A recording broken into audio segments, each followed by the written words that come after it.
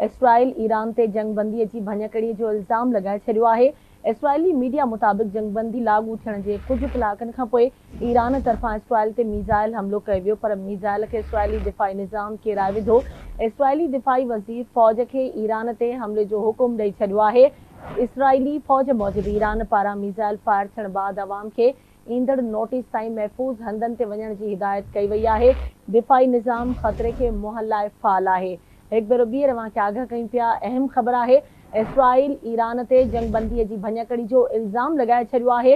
Israeli media मुताबिक़ जंगबंदी लागू थियण जे कुझु कलाकनि खां पोइ ईरान तरफ़ां इसराइल ते मीज़ाइल हमलो कयो वियो, पर मीज़ाइल खे इसराइली दिफ़ाई निज़ाम किराए विधो। इसराइली दिफ़ाई वज़ीर फ़ौज खे ईरान ते हमले जो हुकुम ॾेई छॾियो आहे, जॾहिं त इसराइली फ़ौज मूजिबि ईरान पारां मीज़ाइल फायर थियण बाद अवाम खे ईंदड़ नोटिस ताईं महफ़ूज़ हंधनि ते वञण जी हिदायत कई वई आहे। दिफ़ाई निज़ाम ख़तरे खे मुंहुं ॾियण लाइ फ़ाल आहे।